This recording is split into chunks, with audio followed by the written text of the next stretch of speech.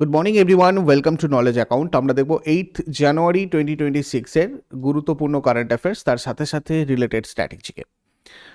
আজকে প্রথম প্রশ্ন, জাতিসংঘ সাধারণ পরিষদ অর্থাৎ ইউএনজিএ কাকে জাতিসংঘের শরণার্থী বিষয়ক হাই কমিশনার হিসাবে নিয়োগ করেছে? বারহাম সালিহিকে নিয়োগ করেছেন জাতিসংঘ সাধারণ পরিষদ জাতিসংঘের শরণার্থী বিষয়ক হাই কমিশনার হিসাবে। ইউএনএইচসিআর এর প্রধান হচ্ছেন বারহাম সালিহ, ইরাকের প্রাক্তন রাষ্ট্রপতি, মেয়াদ 5 বছর। এর আগে ফিলিপো গ্র্যান্ডি ছিলেন ইতালির।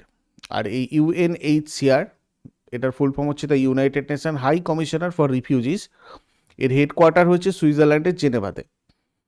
সুইজারল্যান্ডের জেনেভাতে 14 ডিসেম্বর 1950-তে প্রতিষ্ঠিত হয়।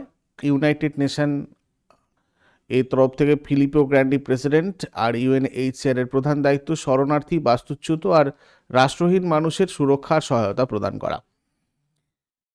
নলেজ অ্যাকাউন্ট অফিসিয়াল অ্যাপের ইবুক সেকশন থেকে তোমরা কারেন্ট অ্যাফেয়ার্সের মান্থলি আর ইয়ারলির পিডিএফ গুলো কালেক্ট করতে পারবে।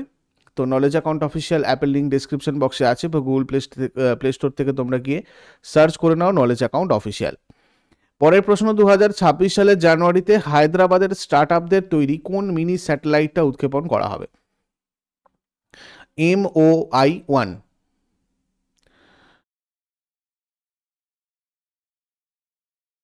কোর্স রিলেটেড কোনো ইনফরমেশন জানার থাকলে তোমরা এই নাম্বারটাতে সরাসরি হোয়াটসঅ্যাপ অথবা কল করতে পারো। এখানে তোমাদের সমস্ত পরীক্ষার জন্য মানে এক্সাম স্পেসিফিক বা সাবজেক্ট স্পেসিফিক ব্যাচ কোর্সেস রয়েছে। আচ্ছা, MOI-1 মিশনটাকে একবার ভালো করে দেখে নাও। এই রিলেটেড কোন কোন জিনিসগুলো তোমাদের নোট করতে হবে। রেলওয়ের জন্য কিন্তু খুবই গুরুত্বপূর্ণ। এর নাম হচ্ছে MOI-1, take me to space এবং EON স্পেস ল্যাবস দ্বারা তৈরি। জানুয়ারি 2026-এর শুরুতে ইসরোর PSLV মিশনের মাধ্যমে এটা লঞ্চ হবে। মাত্র 14 কেজি স্যাটেলাইটের ওজন। সাধারণত 100 থেকে 200 কেজি হয়, কিন্তু এটা মাত্র 14 কেজি। পৃথিবী থেকে 500 কিলোমিটার উপরে লো আর্থ অরবিটে থাকবে। এটা তৈরি করতে খরচ হয়েছে 2.5 কোটি টাকা। এটা কাঁচা ছবি পাঠানোর বদলে মহাকাশেই AI ব্যবহার করে তথ্য প্রসেস করতে পারবে। এখানে পুরোপুরি স্বদেশি প্রযুক্তি ব্যবহার করা হয়েছে, মাত্র একটা বিদেশি পার্টস, এনভিডিয়া GPU ছাড়া বাকি সব হার্ডওয়্যার ভারতের তৈরি। কৃষিকাজ, পর্যবেক্ষণ, শহরের মানচিত্র তৈরি, জাহাজ শনাক্তকরণ এবং প্রতিরক্ষা কাজে এটা ব্যবহার করা হবে। এরপরে সম্প্রতি ডগ ব্রেসওয়েল আন্তর্জাতিক ক্রিকেট থেকে অবসর নিয়েছেন। ইনি কোন দেশের হয়ে খেলতেন? ডগ ব্রেসওয়েল নিউজিল্যান্ডের হয়ে খেলতেন, ইনি সম্প্রতি অবসর নিয়েছেন। নিউজিল্যান্ডের অলরাউন্ডার ডগ ব্রেসওয়েল আন্তর্জাতিক ক্রিকেট থেকে অবসর গ্রহণ করেছেন।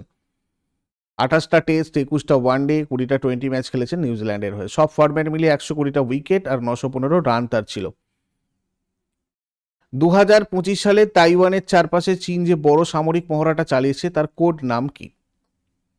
তার কোড নাম জাস্টিস মিশন 2025। পিপলস লিবারেশন আর্মির ইস্টার্ন থিয়েটার কমান্ড এটা পরিচালনা করেছে। এয়ারফোর্স, নেভি এবং রকেট ফোর্স, রকেট ট্রুপস এখানে অংশগ্রহণ করেছিল।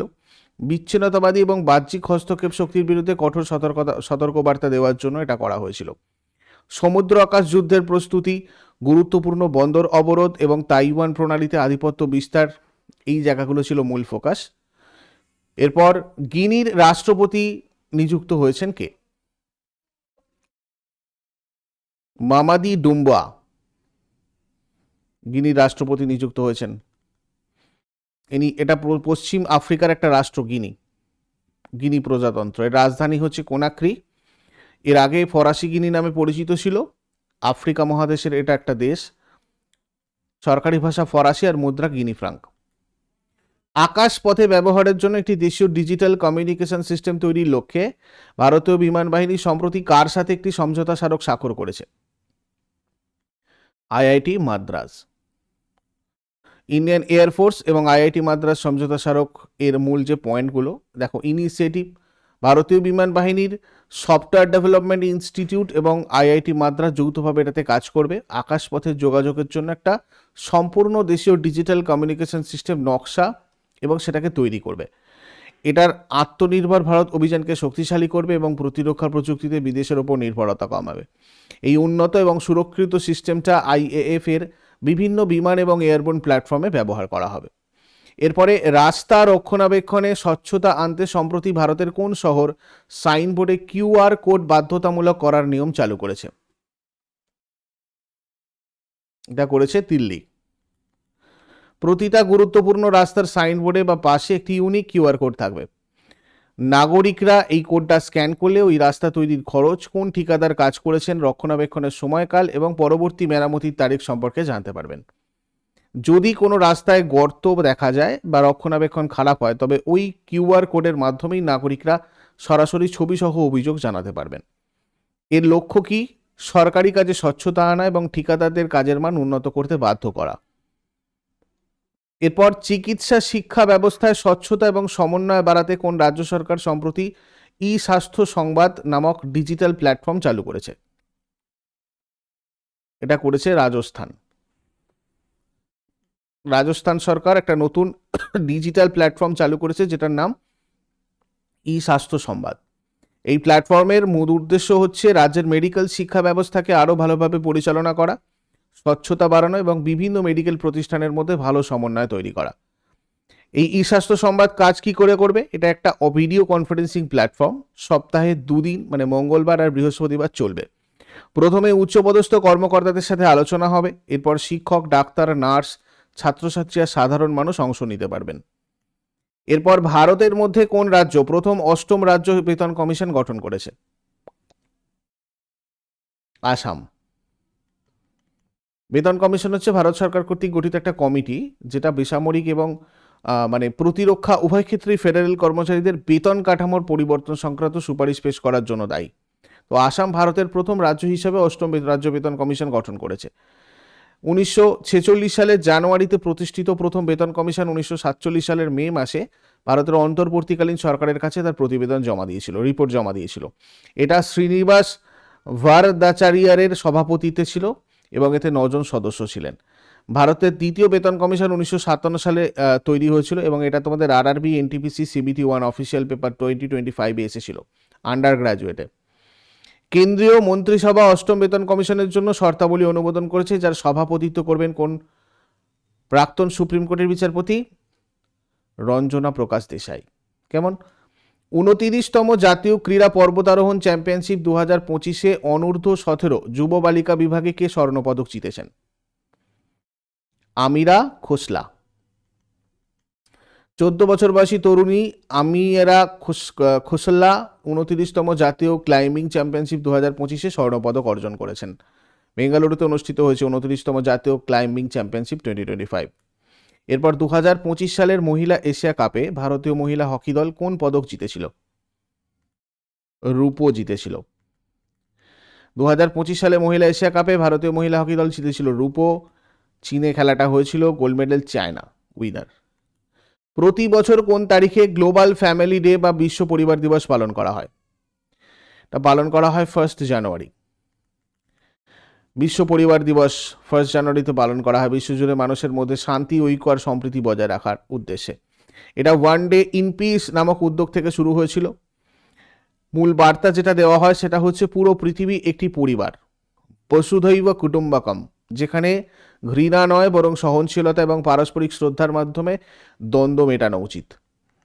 এবার আগের দিনের হোমওয়ার্কগুলো দেখে নিই। সত্যাগ্রহ আন্দোলন শুরু করেছিলেন মহাত্মা গান্ধী। অসহযোগ আন্দোলনের মূল লক্ষ্য ছিল ব্রিটিশ শাসনের বিরুদ্ধে অহিংস উপায়ে স্বরাজ অর্জন করা, পাঞ্জাবের অন্যায় আর খিলাফত সমস্যার সমাধান করা এবং ব্রিটিশ পণ্য আর প্রতিষ্ঠান বর্জন করে ভারতকে স্বনির্ভর করে তোলা।